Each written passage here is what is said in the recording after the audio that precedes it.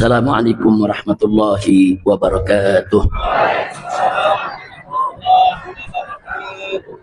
Bismillah walhamdulillah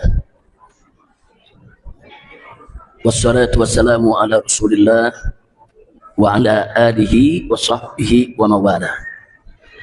Siyadatul habaib asyurafa wa sa'adatul ulama'il fudala wa jami'il hadirin wal hadirat al-ahibba'il a'izza rahimakumullah. Fi hadhihi al-munasabah at-tayyibah al-mubarakah bi hadzal makan al-mubarak la ansa an usiyakum jami'an wa nafsi bi taqwallah wa bi ta'ati Rasulillah sallallahu alaihi wasallam. Fa nas'alullah subhanahu wa ta'ala an yahdiyana ila siratil mustaqim wa yaj'alana minal muttaqin wa yudkhilana jannatahu jannatan na'im bihaqqi sayyidil mursalin walhamdulillahi rabbil alamin. Alhamdulillah, pada kesempatan hari ini saya bersama rombongan para menantu saya. Tadi ada Habib Muhammad bin Hussein Al-Attas yang sudah menyampaikan tausiah ceramahnya. Ada Habib Hanif Al-Attas baru saja menyampaikan nasihat. Dan tadi juga ada Habib Muhammad bin Hadi Al-Habsyi yang tadi memimpin pembacaan ratib dan zikirnya. Mereka bertiga adalah anak menantu saya. Tolong didoakan semoga menjadi orang-orang yang berguna bagi agama, bangsa, dan negara. Manfaat untuk urusan dunia dan akhirat. Amin ya rabbal alamin. Apresiasi dan penghargaan serta terima kasih kita sampaikan kepada pengurus Masjid Jami Baitur Rahim, saudara, di Buntul Kemumu ini, Kecamatan Permata, dari Kabupaten Bener Meriah. Semua DKM-nya, pimpinannya, kami sampaikan terima kasih dan apresiasi yang telah menjadi wasilah bagi kita sehingga bisa kumpul di masjid yang mulia ini. Tidak lupa kepada kawan-kawan seperjuangan kami dari FPI Provinsi Aceh, FPI Kabupaten Aceh Utara kemarin, begitu juga Kota Loksmawe, dan juga FPI yang ada di Bener Meriah ini. Mereka sudah bekerja dari hari pertama, pekerjaan mereka luar biasa. Saya bersyukur kepada Allah Subhanahu wa Ta'ala punya kawan-kawan seperjuangan dari Aceh ini yang semangat amar ma'rufnya begitu tinggi, semangat dakwahnya begitu tinggi, sehingga bisa manfaat buat umat dan masyarakat. Alhamdulillah, kita doakan mudah-mudahan akhina Al-Fadil, Adai Al-Mujahid, yaitu Abil Mujahidin, yaitu Kiai Syekh Abu Ya Muslim At-Takhiri, saudara, dari yaitu Dayah Darul Mujahidin di Loksmawi, bersama kawan-kawan yang lain yang tidak saya sebutkan satu persatu nama-namanya. Jazakumullahu khairal jazaa. Kita doakan mudah-mudahan para ulama kita, para abati kita, para buya kita semuanya dipanjangkan umur oleh Allah, dipanjangkan umur dalam taat dan ibadah, dalam sehat walafiat. Amin ya rabbal alamin. Nah, kita tahu bahwa baru saja masyarakat kita di Bener Meriah ini dan beberapa tempat lainnya di Aceh maupun di Sumatera Barat dan Sumatera Utara mendapatkan bencana yang luar biasa, saudara. Bahkan sekitar Meriah ini, saudara, ada ustadz juga yang menjadi korban meninggal dunia. Bahkan ada juga ustadz yang diselamatkan, yaitu daripada warga, akhirnya anak sendiri yang kemudian terbawa hanyut oleh banjir. Ini semua derita kita, ini semua duka kita. Mudah-mudahan itu semua menjadi ujian, saudara, menjadi ujian, sekurang-kurangnya menjadi peringatan dari Allah. Jangan sampai semua itu jadi azab yang Allah kirim. Na'udzubillah min dzalik. Tapi saya yakin, saudara, baik secara personil perorangan maupun secara masyarakat, insya Allah apa yang terjadi di Aceh tersebut merupakan ujian untuk mengangkat derajat kita di sisi Allah Subhanahu wa Ta'ala. Sekurangnya itu merupakan peringatan untuk menyadarkan kita semua dalam rangka untuk menghapus dosa kita tatkala kita kembali bertobat, mendekatkan diri kepada Allah, insya Allah. Jadi mudah-mudahan itu bukan azab ya ikhwan. Amin ya rabbal alamin. Tapi sungguh pun begitu, saya ingin menyampaikan di sini, saudara, sebagai tambahan dari apa tadi yang sudah disampaikan oleh Habib Muhammad bin Hussein Al-Attas selaku Ketua Umum Front Persaudaraan Islam, begitu juga Habib Hanif Al-Attas selaku Sekretaris Majelis Syuro Front Persaudaraan Islam. Tadi sudah bagaimana disampaikan tentang pentingnya saudara kita kembali kepada Allah, pentingnya kita waspada terhadap segala bentuk kemaksiatan yang ada di sekitar kita, kemudian pentingnya sabar, pentingnya doa dan lain sebagainya. Nah di sini saudara saya hanya ingin menyampaikan satu perkara penting, yaitu tentang sebab musibah. Apa sih sebab datangnya musibah, saudara? Musibah itu sebabnya ada yang zahir, ada yang batin, saudara. Sebab zahirnya apa? Sebab zahir itu sebab alami yang semua orang bisa lihat dengan mata kepalanya, saudara. Seperti apa? Seperti hujan sebabkan banjir, kemarau sebabkan kebakaran hutan, saudara. Penggundulan hutan, saudara, sebabkan longsor, saudara, dan banjir bandang. Itu namanya sebab zahir, saudara. Kelihatan, siapapun bisa lihat, oh ini gara-gara penggundulan hutan.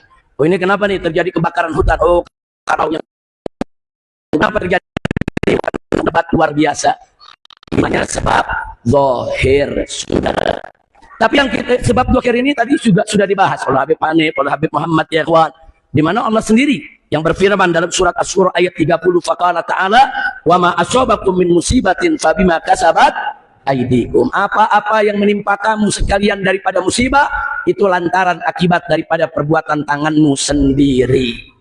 Nah ini secara umum, ini saudara sebab zahir, perbuatan tanganmu sendiri, yang nebang kayu, yang gundulin hutan, yang seenaknya untuk melakukan penambangan-penambangan, saudara, tanpa memperhatikan yaitu tuntunan agama maupun tuntunan adat istiadat tradisi yang ada di setempat, saudara. Nah akibatnya, akibat perbuatan tangan mereka terjadi kerusakan di mana-mana. Itu sebab zahir.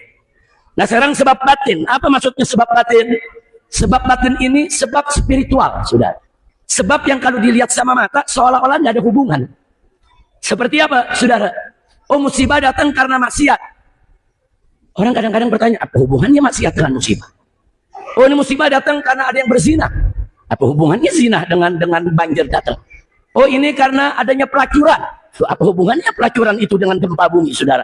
Sepintas lalu kita punya indera nggak bisa mendeteksi itu. Apa hubungannya? Nah, jadi kalau sebab zahir, musababnya kelihatan. Dengan sebab ini terjadilah ini, saudara. Tapi kalau sebab batin enggak. Yang bisa melihat sebab batin ini bukan mata kepala, tapi mata batin, saudara.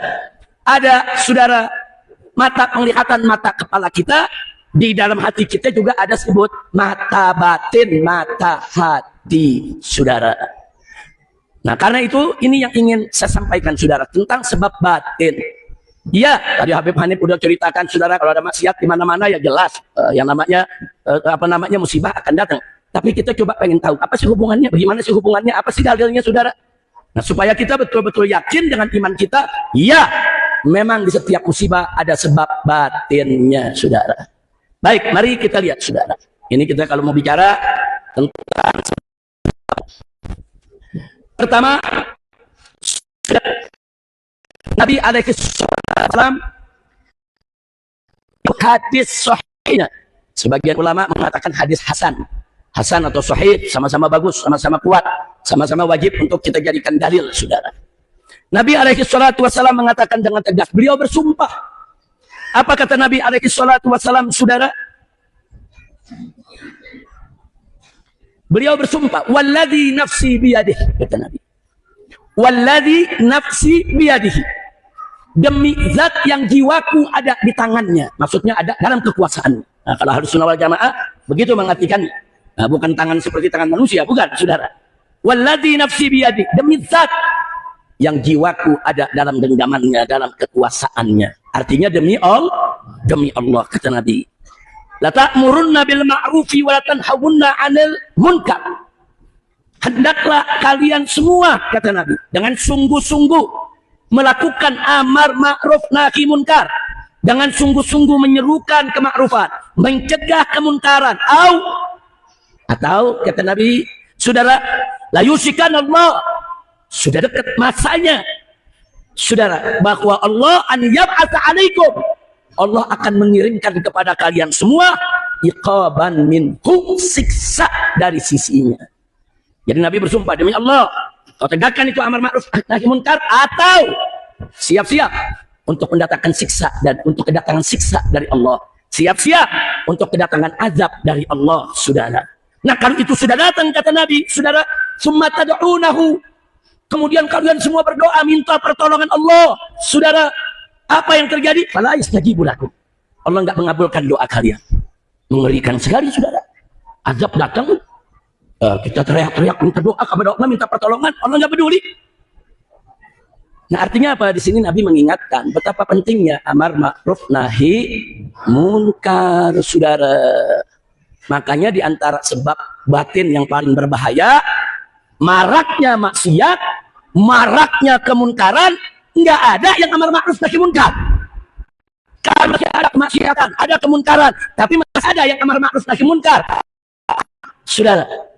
Tapi kalau sudah yang merajalela, yang judi, saudara, yang berzina, yang menenggak khamar, minum arak, saudara, melakukan aneka ragam kejahatan, yang amar ma'ruf nahi munkar nggak ada. Siap-siap. Ini hadis sahih, saudara. Nabi yang menyampaikan, wallazi nafsi biyadih, demi zat yang nyawaku ada dalam kekuasaan, latamurunna bil ma'rufi wa la tanhawunna 'anil munkar. Segeralah kamu sekalian sungguh-sungguh tegakkan itu amar ma'ruf nahi munkar, atau sudah dekat masanya Allah akan mengirimkan siksa kepada kamu sekalian.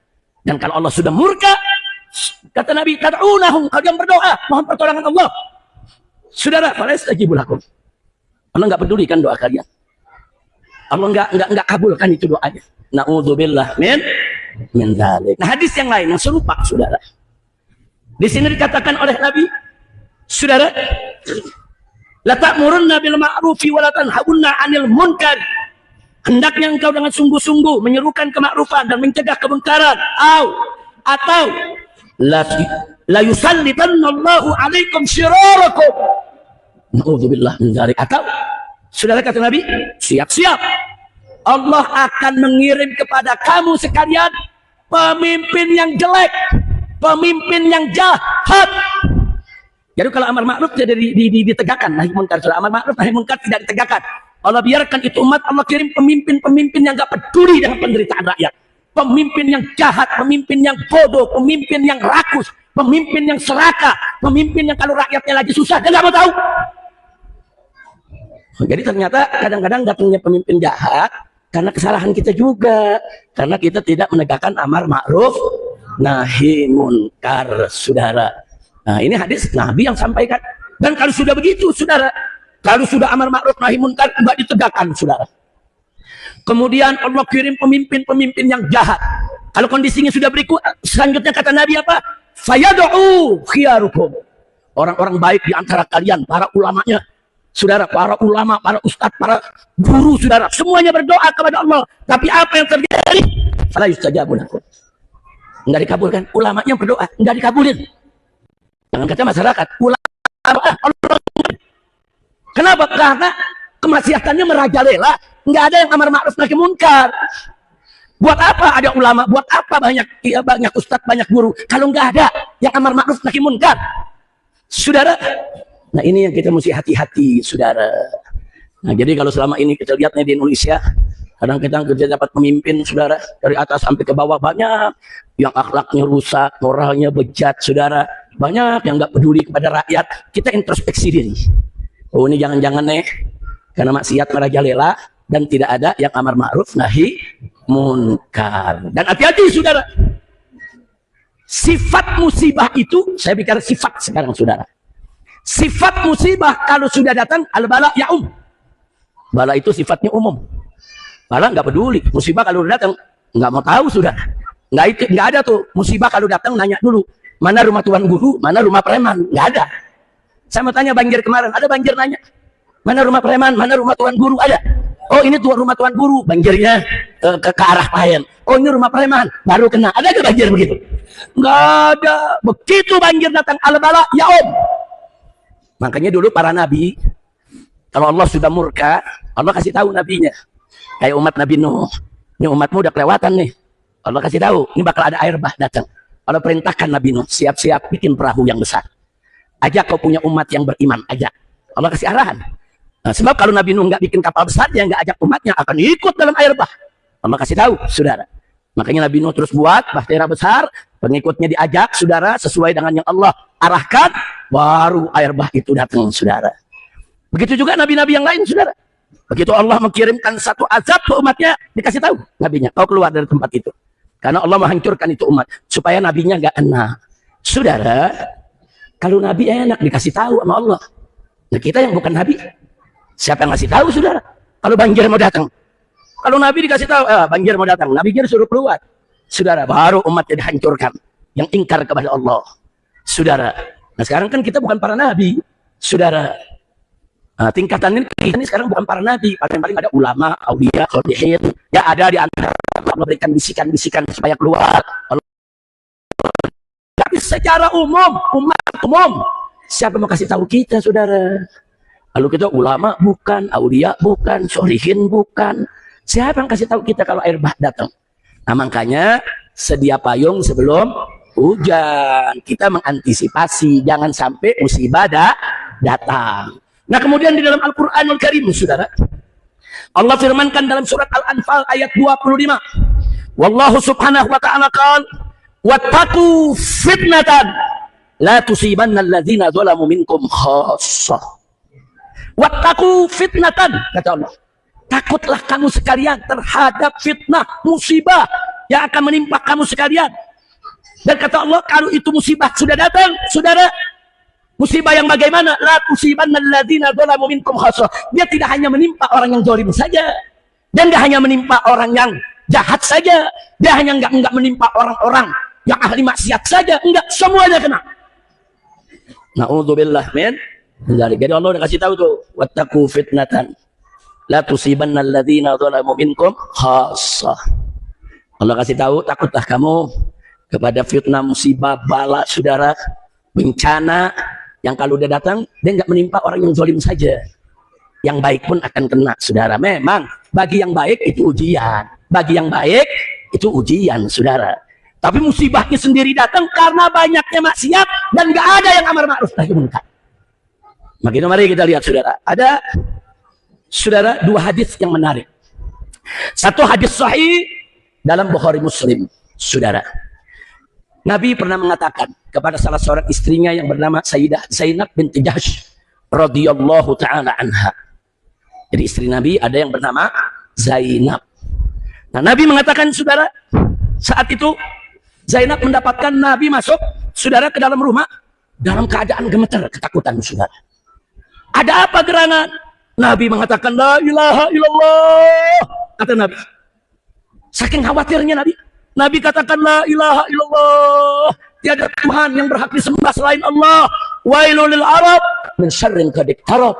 Celaka bagi bangsa Arab, celaka bagi umat semuanya, celaka. Dari apa? Dari keburukan, kejahatan yang sudah hampir tiba. Terus Nabi kasih kabar ke istrinya, itu bendungan dinding yang menutup, menghalangi Ya'juj wa Ma'juj keluar, saudara, itu mulai berlobang, mulai retak di zaman Nabi. Dan Nabi ngasih kabar, nanti ini retaknya akan semakin besar, pecah, terbelah. Ya'juj wa Ma'juj akan keluar untuk menyerang umat manusia, saudara. Mereka nggak peduli apa aja dimakan sama mereka, saudara. Nah, saya nggak mau cerita soal Ya'juj wa Ma'jujnya, tapi menarik. Nabi mengatakan la ilaha illallah, wailul lil Arab min syarrin qad iqtarab. Celaka, celaka bagi bangsa Arab ini. Celaka ini bagi umat semuanya, saudara. Celaka. Dari apa? Dari kejahatan, saudara. Dari musibah besar yang sudah semakin mendekat. Nah, menarik. Begitu Nabi kabarkan soal Ya'juj wa Ma'juj dan lain sebagainya, istrinya bertanya. Sayyidah Zainab bertanya. Apa kata Sayyidah Zainab? Ya Rasulullah, wahai Rasulullah, anahliku fiha wa fina salihun. Ya Rasulullah, anahliku wa fina salihun. Wahai Rasulullah, apa kita ikut binasa? Nah, kalau itu datang ke musibah, apa kita ikut binasa? Anahlik, apa kita ikut binasa? Wa fina salihun. Sedangkan di tengah-tengah kita, ya Rasulullah, masih banyak orang soleh.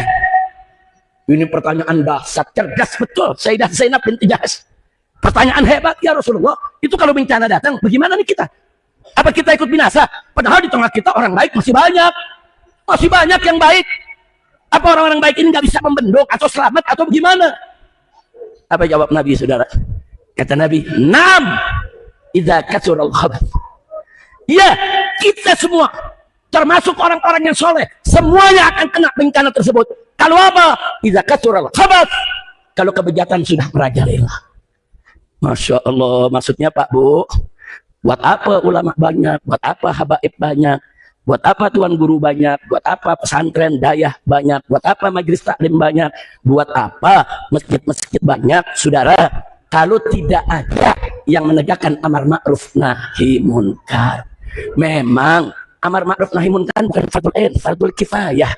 Kalau sebagian ayo umat udah ada melaksanakan amar ma'ruf nahi munkar, gugur ke kewajiban dari yang lain. Dan itu bisa menjadi mengundang keselamatan, mencegah datangnya bencana. Nah yang kita bicarakan bukan begitu, saudara. Maksiatnya banyak, nggak ada yang bicara amar ma'ruf nahi munkar, nggak ada yang memprotes kemunkaran, nggak ada yang tutup kemungkaran, saudara, nggak ada yang mencegah. Kalau sudah begini, hati-hati. Gara-gara orang lain, bukan kita yang maksiat, bukan. Kita nggak maksiat, ada pihak lain yang maksiat. Pihak lain itu kadang-kadang bukan dari daerah kita, dari luar, masuk ke kampung kita, dia bikin maksiat, saudara. Dengan alasan pariwisata lah, tamasya lah, jalan-jalan lah, saudara. Terus kita diam, saudara, hati-hati. Maksiat yang mereka lakukan bisa mengundang bencana, dan kita yang nggak ikut maksiat tetap kena musibahnya. Inna lillahi wa inna ilaihi rajiun. Nah, makanya saya mau tanya, yang maksiat orang lain, kena bencananya kita, rugi gak? Jawab Gombak, rugi gak? Mau atau tidak? Mau atau tidak? Kita nggak maksiat, kita ngaji, saudara, kita ikut tarekat, kita zikir, kita baca darah ilal khairat, saudara, nggak ada masalah. Orang luar datang bikin maksiat di kampung kita, saudara. Kalau kita cegah, aman, nggak usah khawatir. Begitu ada amar ma'ruf nahi munkar, judi, stop. Zina, stop. Pelacuran, stop. Narkoba, stop. Ada yang berjuang amar ma'ruf nahi munkar, semua aman, saudara. Bencana nggak jadi datang, karena ada yang amar ma'ruf nahi munkar. Kalau gitu saya mau tanya, amar ma'ruf nahi munkar penting tidak? Perlu tidak? Wajib tidak? Siap tegakkan amar ma'ruf nahi munkar? Takbir. Sallu ala nabi. Satu hadis lagi, saudara. Suatu ketika Allah mengutus malaikat Jibril alaihi salam. Untuk apa? Jibril ditugaskan oleh Allah, ya Jibril, datangi Madinah kaza wa kaza. Hei malaikat Jibril, datang kota ini, daerah ini, desa ini. Allah yang kasih tahu. Untuk apa? Hancurkan itu kota, hancurkan itu desa, hancurkan itu negeri. Berangkat malaikat Jibril. Nah, mana-mana yang Allah sebutkan tadi, saudara, Jibril hancurkan sesuai dengan perintah Allah. Tapi ada satu yang Jibril ragu menghancurin, saudara. Ada satu kota nih, mau dihancurkan, Jibril berhenti, nggak jadi. Lapor lagi kepada Allah.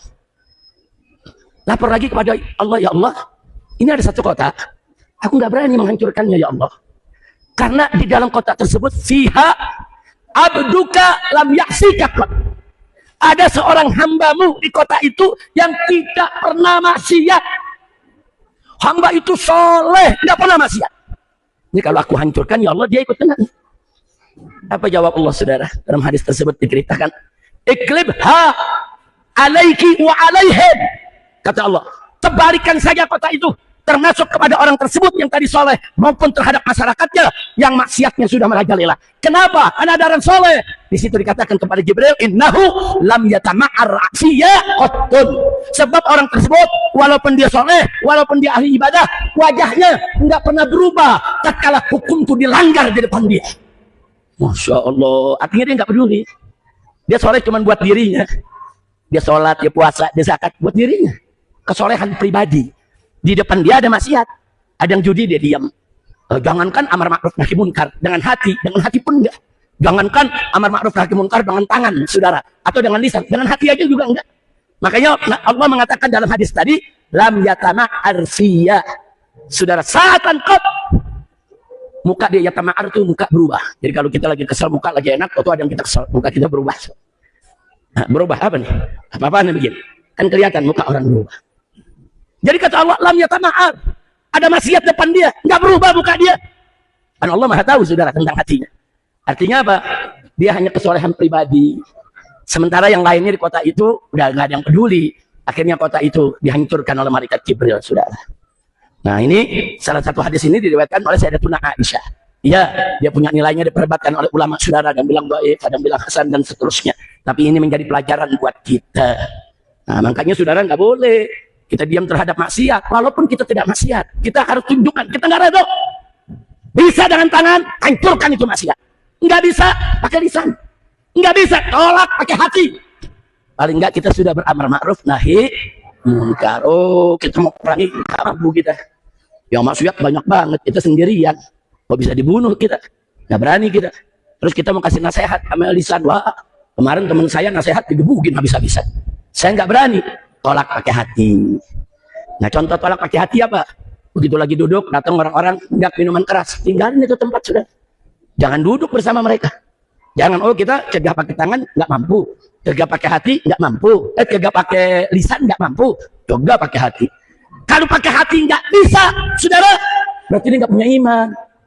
Kenapa? Karena cegah pakai hati, wadzalika ad'aful iman, itu selemah-lemahnya iman. Karena Nabi yang mengatakan, man ra'a minkum munkaran falyughayyirhu biyadihi. Barang siapa di antara kalian melihat satu kemunkaran, rubah dengan tangannya, saudara. Fa illam yastati, kalau dia nggak mampu dengan tangannya, saudara, fabilisane, rubah dengan lisannya, saudara. Fa illam yastati, kalau nggak mampu juga pakai lisan, saudara, fabiqalbi, kata Nabi, ingkari kemunkaran tadi dengan hatinya. Wadzalika ad'aful iman. Nah, mengingkari maksiat dengan hati itu selemah-lemahnya iman. Kira-kira jelas gak, Pak? Bu Haba Habagat, luar biasa orang Aceh. Lagi menderita, lagi susah, lagi berduka. Ditanya bagaimana kabarnya? Gat, udah baik aja lah. Alhamdulillah. Itu sikap muslim begitu, saudara. Walaupun kita menderita, kita sakit, ditanya apa kabar? Baik, alhamdulillah. Padahal lagi sakit jantung. Nah, saudara. Nah, jadi memang itu akhlak Islam begitu. Walaupun kita lagi sakit, berduka, kalau orang tanya, Fuhaba, jawab, bagat. Apa kabar? Kaifal hal? Apa kabar? Bikhair, alhamdulillah. Itu ajaran tapi hati-hati di Indonesia. Di Indonesia ngomong begitu bisa dipenjara, sudah. Nah, yang benar Habib. Nah, saya dipenjara gara-gara ngomong begitu. Habib Hanif dipenjara setahun gara-gara ngomong begitu, sudah. Saya pulang dari Mekah, saudara. Kemudian saya dirawat di rumah sakit. Saya mau tahu apa sih sakitnya, ini agak meriang, saudara. Tapi para buzzer yang benci sama perjuangan Islam, saudara, wah bikin berita, Habib Rizik sekarat, Habib Rizik modar, Habib Rizik rasain sudah mati. Gambarnya ada apa namanya, jenazah, dia punya kerangka jenazah, saudara. Tuh Habib Rizik udah mati. Nah, para habaib, para kiai, saudara mau tahu, yang dari Aceh, yang dari Medan, yang dari mana-mana, telepon Habib Hanif, saya punya menantu. Begitu telepon Habib Hanif yang saya punya menantu, Habib apa betul? Habib Rizik itu sekarat, mati, begini, begitu. Habib Hanif jawab, enggak, Abah baik-baik saja. Habib Hanif panggil saya Abah. Abah baik-baik saja. Nah, kemudian ada yang saranin ke Habib Hanif, Habib, tolong dong buat rekaman. Walaupun cuma 1 menit, 2 menit juga nggak apa-apa, kasih kabar. Kalau Abah tuh baik-baik saja, banyak orang bingung mau tahu. Habib Hanif bikin rekaman. Assalamualaikum warahmatullahi wabarakatuh. Kami kabarkan kepada kerabat dan sahabat semua jamaah dimanapun berada bahwa abah saya Habib Rizik Syihab dalam keadaan baik-baik saja. Penjara setahun. Loh, kenapa di penjara, saudara? Apa kata polisi? Habib Hanif berbohong. Udah tahu abahnya di rumah sakit, ya lagi sakit dong. Masa abahnya dibilang baik-baik saja? Pasalnya Habib Hanif sudah melakukan kebohongan. Bukan itu saja, gara-gara bohongnya Habib Hanif, Indonesia menjadi onar. Tuntutannya nggak main-main, saudara. Itu pasal yang diancam, pasal 10 tahun penjara. Nah, cuman karena Habib Hanif nggak pernah dipenjara, diringankan, jadi setahun di penjara. Makanya Habib Hanif kalau ditanya, Habib, kenapa antum ditangkap di penjara? Karena baik-baik saja.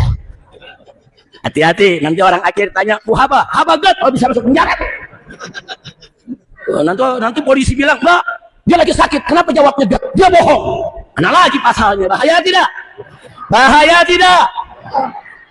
Saya ikut-ikutan kena. Kalau Habib Hanif saya masih dirawat tuh, bikin rekaman. Minta izin, Abah, boleh gak bikin rekaman? Kasih tahu nih umat, supaya tenang. Ya udah, bikin rekaman, gak apa-apa. Begitu saya selesai dirawat, saya mau pulang. Yang punya rumah sakit, permisi, Habib, boleh gak bikin rekaman? Tentang bagaimana pelayanan rumah sakit kami. Artinya apa kalau zaman sekarang disebut testimoni, saudara. Saya bilang baik, saya mau pulang bikin rekaman. Isinya terima kasih kepada Rumah Sakit Umi, kepada para dokternya, para susternya yang telah merawat kami dengan begitu baik, pelayanan begitu bagus. Alhamdulillah. Nah, kepada semua saya beritahu bahwa sekarang saya baik-baik saja. Alhamdulillah. Dituntut juga. Diperiksa sama polisi. Habib bohong. Lo bohong kenapa? Lah Habib kan di rumah sakit. Lagi diperiksa. Sakit Habib belum baik. Kenapa udah bilang baik-baik saja? Ame jaksa di pengadilan, saudara diancam dengan ancaman 10 tahun penjara. Dan saya dituntut 6 tahun. Vonisnya 4 tahun penjara. Gara-gara baik-baik saja. Makanya kalau besok-besok ada nanya saya, saudara Habib apa kabar? Saya mesti lihat kanan kiri gitu. Ada yang rekam kan nih kalau saya bilang baik-baik saja. Saudara siapa sih kita nggak punya penyakit, saudara? Ini di sini Bapak dokter kita, Dokter Baharudin, saudara. Ini kalau satu-satu diperiksa ada penyakitnya, ada yang tensinya, ada yang gulanya, saudara, ada yang asam lambungnya, saudara, semua punya penyakit. Tapi Islam mengajarkan tetap kalau ditanya kaifal hal, apa kabarmu? Jawab, bikhair, alhamdulillah. Nah gitu saya mau tanya, di Indonesia gawat gak baik-baik saja di penjara? Gawat. Ayo jawab yang kompak semua, gawat tidak? Kacau tidak? Baik, sebelum saya akhiri, saya bawakan 2 kisah di zaman Nabi. Mau dengar? Mau tahu? Soal Quhabah Habagat. Nah, ada di zaman Nabi, saudara. Sayyidina Ali ibn Abi Thalib radhiyallahu taala anhu wa karamallahu wajhah. Beliau menemani Nabi bersama keluarga yang lain tatkala Nabi sakit menjelang wafat, saudara. Sementara para sahabat Nabi ada di luar rumah Nabi berkerumun. Mereka bingung tentang kondisi Nabi. Singkat cerita, Sayyidina Ali keluar dari pintu rumah Nabi. Begitu lihat Sayyidina Ali keluar, sahabat yang lain mendekat. Mereka tanya, ya Abul Hasan, bagaimana keadaan Nabi? Quhabah. Nah, Nabi ini bagaimana kabarnya? Saudara, apa dijawab oleh Sayyidina Ali? Saudara, alhamdulillah kana bari'an. Alhamdulillah, Nabi baik-baik saja. Quhabah, Nabi baik-baik saja, saudara. Untung kejadiannya dulu. Itu kalau Sayyidina Ali di Indonesia di penjara itu 10 tahun. Kenapa? Itu Nabi sakit menjelang wafat. Sayyidina Ali mengatakan baik-baik saja. Besoknya Nabi wafat. Saudara, artinya apa? Nabi masih sakit, tapi Sayyidina Ali jawabnya baik-baik saja. Itu akhlak Islam. Kira-kira jelas gak? Kalau Nabi ada di Indonesia bagaimana?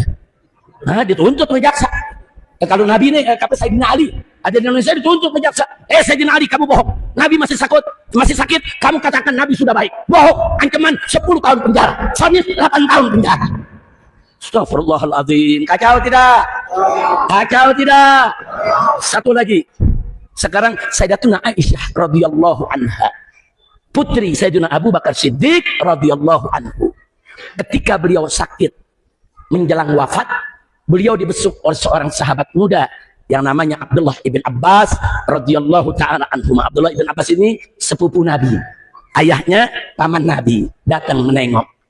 Begitu tengok apa dikatakan? Ya Ummul Mukminin, wahai ibunya orang beriman. Karena istri-istri Nabi semua disebut Ummahatul Mukminin. Bagaimana keadaanmu? Quhabah. Apa tuh pertanyaannya, Quhabah. Siti Aisyah jawab, alhamdulillah bikhair, alhamdulillah get. Quhabah get, alhamdulillah. Bagus gak jawabnya? Bagus gak? Padahal serang beberapa hari meninggal Siti Aisyah. Itu kalau udah ada di Indonesia, saya mau tanya, Siti Aisyah bisa dituntut tuh. Saudara, dianggap ngebohong. Masa lagi sakit bilang get, masa lagi sakit bilang baik. Bisa dituntut 10 tahun penjara. Maka itu saya katakan, saudara, ini kalau begini negeri kita kacau tidak? Kacau tidak? Masa ngomong alhamdulillah bikhair, ngomong habagat. Orang Aceh biar lagi sakit ditanya Quhabah, habagat. Betul? Orang Aceh lagi sakit ditanya Quhabah, gat. Selalu begitu jawab. Saya nggak pernah orang Aceh ditanya Quhabah, jelek nih. Enggak, gat. Saudara, apa berjelek kalau bahasa Aceh ini? Hah? Gat kan bagus. Kalau nggak bagus apa? Buruk. Iya. Quhabah, buruk. Ada yang begitu? Nggak ada. Orang Aceh di mana-mana juga biar lagi sakit ditanya Quhabah, gat. Betul? Lagi kena musibah nih, barusan saya tanya Quhabah, Bu. Gat. Padahal kemarin banjir besar. Itu akhlak Islam. Nah, kenapa orang Aceh begitu? Karena orang Aceh Islam. Jadi akhlak Aceh itu diambil daripada akhlak Islam, saudara. Nah, kan lucu. Masa kita katakan baik-baik saja, dituntut, dibilang ngebohong. Nggak main-main, saya dituntut 6 tahun penjara. Saudara, vonisnya 4 tahun. Kacau ini negeri, saudara. Inna lillahi wa inna ilaihi raji'un. Saya mau tanya sekali lagi nih, kalau begitu modelnya kacau tidak? Kacau tidak? Nah, sebagai penutup, saudara, muncul pertanyaan, kenapa sih kalau ditanya Wahabah jawabnya harus get? Kenapa sih umat Islam kalau ditanya apa kabar jawabnya harus bikhair sambil bersyukur alhamdulillah? Kenapa sih? Kenapa kalau ditanya apa kabar kita ceritain aja penyakit itu semua? Saudara, satu, walaupun kita lagi sakit, walaupun menjelang ajal, saudara diajarkan jawab bikhair alhamdulillah, karena begitu amalan Nabi. Nabi pernah ketemu sahabat, saudara, Nabi katakan kepada sahabat tadi, kaifa haluk? Bagaimana kabarmu? Sahabat tadi menjawab alhamdulillah bikhair. Saudara, Nabi juga pernah ditanya oleh sahabat, kaifa haluka ya Rasulullah? Bagaimana kabarmu wahai Rasulullah? Nabi jawab bikhair alhamdulillah. Artinya itu ajaran Nabi. Nah, pertanyaannya kenapa? Satu, untuk menanamkan rasa syukur kepada Allah bagaimanapun kondisi kita. Karena sifat orang yang beriman begitu, saudara. Apapun kondisinya, tetap bersyukur kepada Allah. Jadi ucapan bikhair alhamdulillah itu menunjukkan bahwa kita tetap bersyukur kepada Allah. Andai kata kita wafat karena penyakit tersebut, insya Allah wafatnya husnul khatimah. Karena di akhir-akhir hidup dia tetap bersyukur kepada Allah. Yang kedua, untuk menunjukkan rasa sabar, saudara. Seberat apapun penyakit kita, kita tetap sabar, tetap bersyukur kepada Allah. Artinya sikap syukur dan sabar menyatu dalam diri kita. Nabi bersabda, apa kata Nabi? La yadkhulul jannah illa sabir wa syakir. Enggak bakal masuk surga kecuali orang yang sabar dan orang yang bersyukur. Bagus tidak? Yang ketiga, saudara, untuk menanamkan harapan. Kadang-kadang penyakit kita dokter udah bilang nggak bisa sembuh. Kadang-kadang dokter udah bilang udah banyak-banyak aja zikir. Kadang-kadang dokter udah nyerah, angkat tangan, saudara. Tapi tetap kita punya harapan kepada Allah. Karena yang memberi penyakit adalah Allah dan yang maha menyembuhkan adalah Allah. Banyak orang sakit, dokter udah angkat tangan, tahu-tahu sembuh, saudara. Banyak orang sakit, kata dokter udah nggak tertolong, ternyata akhirnya sembuh, saudara. Jangan lupa itu, saudara. Nah, dengan kita mengucapkan bikhair alhamdulillah, dengan kita menjawab Wahabah get alhamdulillah, saudara, artinya apa? Kita menanamkan harapan dalam diri kita untuk sembuh, dan itu menjadi doa. Yang keempat, saudara, nggak sampai di situ, saudara, dengan kita menjawab bikhair alhamdulillah, kita menanamkan dalam diri kita optimisme, tidak putus asa dengan segala macam penyakit. Saya yakin yang maha menyembuhkan adalah Allah. Tanamkan optimisme akan pertolongan Allah. Bagus tidak? Yang kelima, ini yang gak kalah pentingnya, kita tidak mengeluhkan perbuatan Allah terhadap kita kepada umat manusia. Karena ada hadis lain, saudara. Hadis lain, saudara, di mana Allah mengutus malaikatnya, saudara, melihat orang-orang yang sakit. Kemudian malaikat tadi balik kepada Allah, ditanya, saudara, bagaimana kalian dapatkan mereka? Mereka lapor, ya Allah, hamba yang itu sakit. Begitu ditanya am yang besuk, bagaimana keadaan anda? Dia jawab bikhair alhamdulillah. Dia nggak ceritain penyakitnya, dia tetap tunjukkan rasa syukurnya. Nah, dalam hadis tersebut disebut apa? Kalau perintahkan si malaikat tadi, saudara, limpahkan dia, aku punya rahmat. Aku akan berikan dia kesembuhan, aku ganti dagingnya dan aku ganti darahnya dengan darah yang baru. Masya Allah, nggak main-main, saudara. Maksudnya apa sih nggak mengeluh? Itu kan kalau kita cerita sama orang, gimana nih?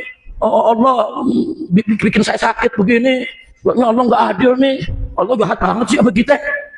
Nggak boleh mengeluhkan Allah dengan makhluk. Jangankan mengeluhkan model begitu, mensifatkan Allah dengan sifat-sifat yang tidak layak, bisa murtad, saudara. Mengatakan Allah jahat, murtad. Mengatakan Allah tidak adil, murtad, saudara. Jangankan bicara begitu, cuman dia cerita, dia ngeluh, saya sakit begini, saya sakit begini, saya sakit begini. Artinya dia sedang mengeluh kepada manusia tentang perbuatan Allah terhadap dia. Gak usah kita keluhkan. Urusan Allah memberikan kita itu urusan antara kita dengan Allah, ya. Lapor aja kepada Allah, ya Allah, kenapa aku sakit begini belum sembuh-sembuh, ya Allah. Ya Allah, aku sudah berobat kemana-mana. Ada perintah Nabi, tadawu, kata Nabi, berobatlah kamu. Belum sembuh-sembuh, ya Allah, ya Allah, kalau aku punya dosa ampun, ya Allah. Kalau memang penyakitku ini, ya Allah, nggak ada obatnya, tunjukkan obatnya di mana, ya Allah. Ya Allah, sembuhkan, ya Allah. Dia ngadu kepada Allah, hampir nangis-nangis kepada Allah. Nggak apa-apa. Tapi kepada manusia, nggak usah kita melaporkan, kecuali kalau kita berobat ke dokter. Wah, dokter, saya pusing nih. Itu bukan lagi ngeluhin Allah, bukan. Ya kalau kita nggak kasih tahu dokter, bagaimana ngobatinnya? Kita datang ke dokter. Kamu sakit apa? Diam. Dia nggak mau ngadu ke dokter. Kenapa? Karena kata Ustaz, itu sama juga ngeluhin perbuatan Allah. Apa yang kamu rasakan, kata dokter? Diam. Nggak bisa. Bagaimana dokter mengobatin? Dokter nanya, apa yang kamu rasa? Oh, yang saya rasa ini pusing, dokter. Mual-mual. Sering mau muntah. Buang airnya tidak bagus. Dokter nanya lagi, apa makanan terakhir yang kamu makan? Apa ada pedas-pedas, apa ada asam? Dokter nanya, nyelidiki. Baru dokter bisa kasih obat. Kalau itu boleh. Saudara, silakan ceritakan kepada dokter apa kita punya keluhan, saudara. Tapi kepada yang nggak berkepentingan, nggak usah. Kira-kira jelas tidak? Baik, sebelum saya akhiri, saya mau tanya semuanya, ajaran Islam indah tidak? Indah tidak? Jadi kalau orang ditanya apa kabar, jawabnya bikhair, alhamdulillah, atau alhamdulillah baik-baik saja. Atau orang ditanya buhaba, jawabnya habagat, saudara. Bagus tidak? Baik tidak? Sesuai ajaran Islam tidak? Yakin? Percaya? Kok saya di penjara? Kan baik, kan bagus. Kenapa jadi saya di penjara, saudara? Kecuali kalau saya korupsi, saya membunuh, saudara, saya merampok, saya melakukan kejahatan, baik-baik saja di penjara. Gile pada. Innalillahi. Makanya saya mengajak orang Aceh. Dari kemarin saya katakan, saya mengajak orang Aceh buat merdeka. Merdeka. Ini jangan salah paham. Maksudnya bukan Aceh merdeka dari Indonesia, bukan. Maksudnya merdekakan Indonesia dari hukum jahiliyah. Merdekakan Indonesia dari pengadilan-pengadilan yang kurang ajar. Ajaran Nabi dikriminalisasi, ajaran Nabi dianggap kejahatan. Kita merdekakan Indonesia dari korupsi, merdekakan Indonesia dari narkoba, merdekakan Indonesia dari pejabat-pejabat bejat. Setuju tidak? Siap merdeka? Takbir! Lu jangan dipotong rekamannya. Habib Rizik ceramah di Aceh mengatakan merdeka, dipotong segitu doang. Wah, di Jakarta bilang, wah ini Habib Rizik mendukung Indonesia merdeka. Ditangkap langsung di Jakarta. Ya, makanya saya mau ajak orang Aceh, saudara. Kenapa? Karena ini Indonesia milik kita bersama, saudara. Kalau nggak ada Aceh, Indonesia belum tentu merdeka. Kalau nggak ada Aceh, Belanda udah nyiarkan di seluruh dunia bahwa Indonesia sudah takluk. Tiba-tiba ada radio Rimba Raya dari dalam hutannya Aceh yang mengumumkan, oh siapa bilang Indonesia sudah takluk? Kami masih ada dan kami masih berjuang, saudara. Kalau itu tidak ada Indonesia, nama negara Indonesia tidak ada. Saudara, ini saudara, Indonesia milik kita bersama. Jangan kita nyerah. Saya sedih kalau Aceh harus misah dari Indonesia. Kenapa? Aceh, saudara, yang membuka pintu kemerdekaan Indonesia. Bahkan Aceh gerbang pertama masuknya Islam ke bumi Nusantara. Betul? Mestinya Aceh memimpin. Maka itu saya mau ajak semua orang Aceh. Jangan hanya kita berpikir tentang Aceh, tapi kita harus berpikir tentang Indonesia. Indonesia milik kita. Indonesia punya kita. Nggak boleh kita serahkan Indonesia kepada oligarki busuk, kepada orang-orang yang nggak beriman kepada Allah, kepada orang-orang yang benci dengan Islam. Haram. Saya mau ajak berjuang, ayo. Nih hukum di Indonesia mesti berubah. Besok konon syariah, saya berharap bukan di Aceh saja, di seluruh Indonesia harus ada konon syariah. Setuju tidak? Takbir. Maka itu saya mau tanya semua, siap merdekakan Indonesia dari oligarki jahat? Jawab yang kompak, siap merdekakan Indonesia dari narkoba? Siap merdekakan Indonesia dari koruptor? Siap merdekakan Indonesia dari perjudian? Siap merdekakan Indonesia dari pelacuran? Siap memerdekakan Indonesia dari pemimpin-pemimpin zalim dan jahat? Siap tidak? Takbir! Hidup Islam! Hidup Aceh! Hidup Indonesia! Merdeka! Angkat tangan semua, merdeka! Takbir! Sallu ala Nabi. Allahumma salli wa sallim alaihi. Nah, itu yang saya sampaikan, saudara. Mudah-mudahan apa yang saya sampaikan ini menjadi pendorong. Jangan putus asa kita berjuang di Indonesia, kan?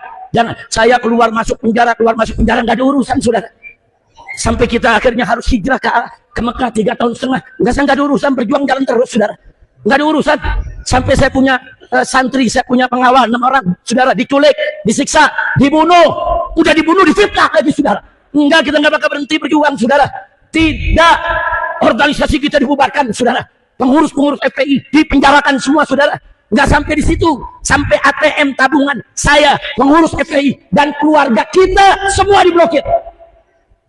Dia mau bikin kita miskin supaya nggak punya duit, saudara. Semua.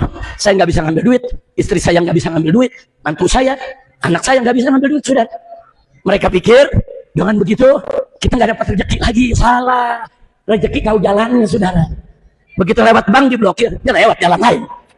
Betul? Betul? Saya mau tanya, emang pemerintah bisa blokir rezeki kita? Bisa tidak? Bisa tidak? Emang polisi bisa blokir rezeki kita? Enggak bisa, saudara. Rezeki masuk ATM nggak bisa, masuk bank nggak bisa, saudara. Banyak jalan menuju Roma, menuju Mekah. Waduh, Aceh gawat menuju Roma. Mau ngapain ke Roma? Mau ketemu Paus? Mentang-mentang lagi Natalan menuju Roma. Sekali lagi, banyak jalan menuju Mekah. Sekali lagi, banyak jalan menuju. Begitu dong. Kaget saya, untung nggak putus jantung. Banyak jalan menuju Roma. Mau Natal ke Roma. Astagfirullahaladzim. Kita ganti, banyak jalan menuju Mekah. Nah itu yang saya mau sampaikan. Baik, sebelum kita akhiri, yuk sama-sama kita baca qasidah. Saya minta Habib Hanif bersama Habib Muhammad siapkan mic-nya berdua, baca qasidah Ya Arhamar Rahimin. Itu qasidah isinya doa ya, Pak. Doa kita minta kepada Allah fadlik alal muslimin, supaya orang-orang Islam di seluruh dunia, khususnya di Indonesia, lebih khususnya di Aceh, saudara, supaya apa? Allah bahagiakan mereka, Allah lepaskan dari segala bencana. Insya Allah. Kita baca rame-rame, kita baca, dengarkan tuntunannya dari Habib Hanif Al-Atas dan Habib Muhammad Al-Habsyi, saudara, dan tanamkan keyakinan kalau doa kita akan dikabulkan oleh Allah Subhanahu wa taala. Tafadhol. Sama-sama semuanya. Dalam satu riwayat disebutkan barang siapa yang membaca Ya Arhamar Rahimin di negara. Ya Arhamar Rahimin itu artinya memanggil Allah wahai Zat yang paling besar kasih sayangnya di antara yang punya kasih sayang.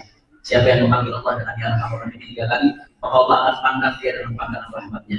Kalau seseorang sudah dipandang oleh Allah dengan pandangan rahmatnya, maka tidak akan diadab selama-lamanya Allah Subhanahu wa taala. Kita sama-sama semuanya sambil angkat tangan ucapkan Ya Arhamar Rahimin. Ikuti sama-sama, mudah-mudahan kita semua mendapatkan pandangan rahmat dari Allah. Diangkat dari kita bala musibah bencana, dibahagiakan dari dunia sampai akhirat. Semua sama-sama. Ya Arhamar Rahimin, Ya Arhamar Rahimin, Ya Arhamar Rahimin, Balik alal muslimin, Ya Arhamar Rahimin, Ya Arhamar Rahimin, Ya Arhamar Rahimin, Balik alal muslimin, Ya Rabbana ya Karim, Ya Rabbana ya Rahim, Anta ya Wadud Halim, wa anta ni'mal mu'in, Ya Arhamar Rahimin, Ya Arhamar Rahimin, Ya Arhamar Rahimin, Farrij alal muslimin, wa laysa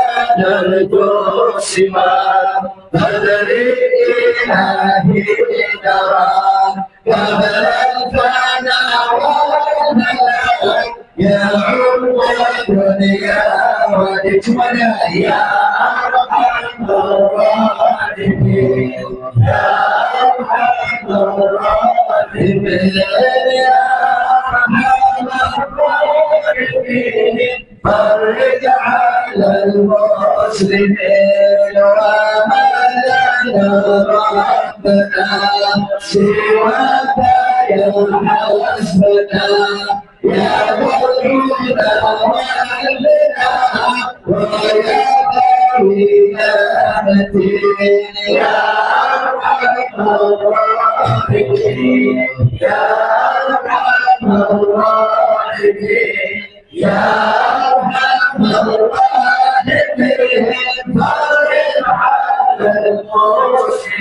Hapustina berda'am Nafi' mubarak nawam Ya Tuhan bidul alam Alama berriswin Ya Arhamar Rahimin Ya Arhamar Rahimin Ya Arhamar Rahimin Balik ala al-muslim تزيل عنا وتدري المنى منا وتلا الهدى نعفاه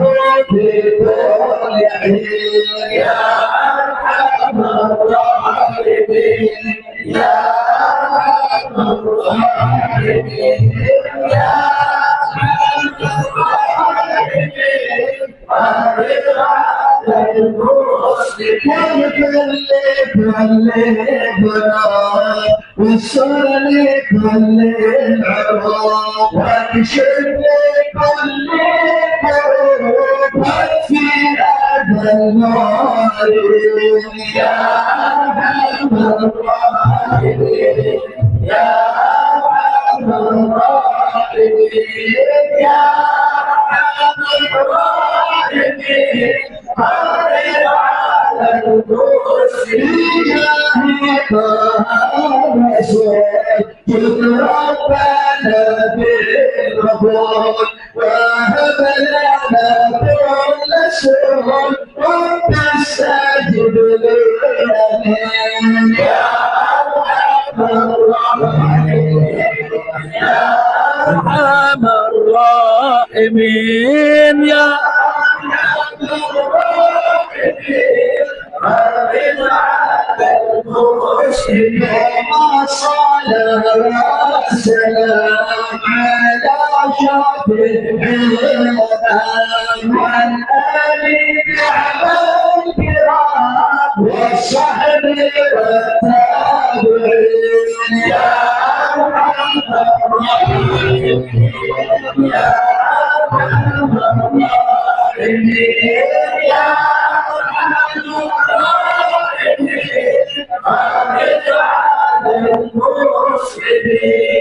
masih bisa disambung.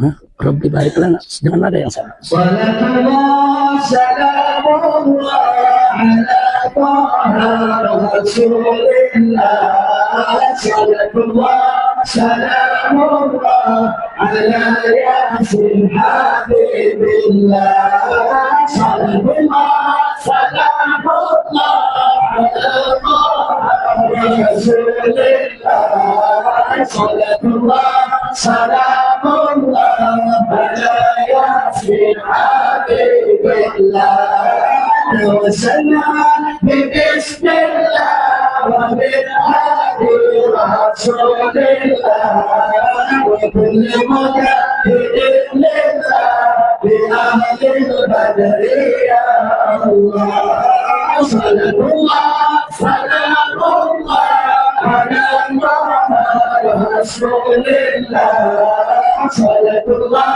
سلام الله على ياسين حبيب الله الذي سلم الأمة من الآفات والنقمة ومن هم ومن غمة بأهل البدر يا الله صلاة الله سلام الله على رسول الله صلى الله سلام الله على ياسين حبيب الله اللهم بارك لنا في رجب وشعبان وبلغنا رمضان وحصل مقاصدنا صلى الله سلام الله على رسول الله صلى الله سلام الله على ياسين angkat tangan semua.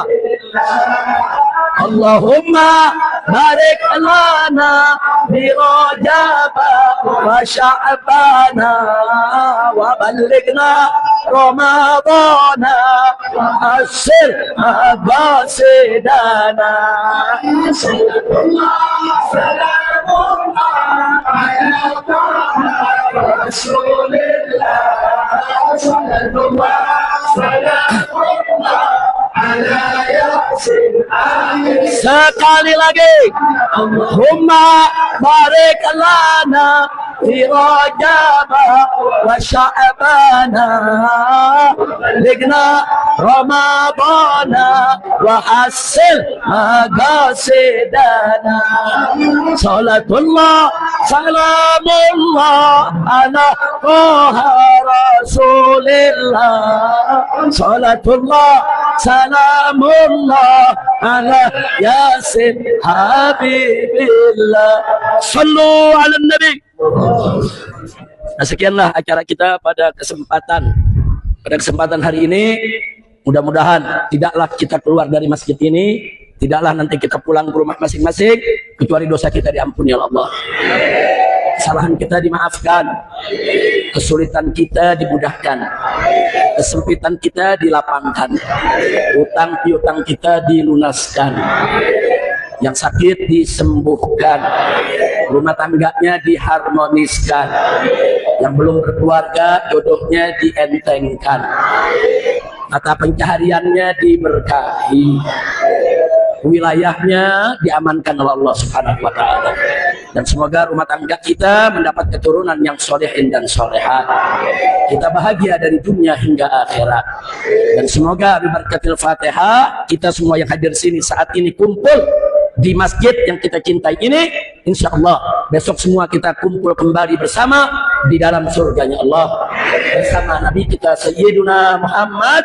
sallallahu alaihi wasallam. Bisiril Fatihah.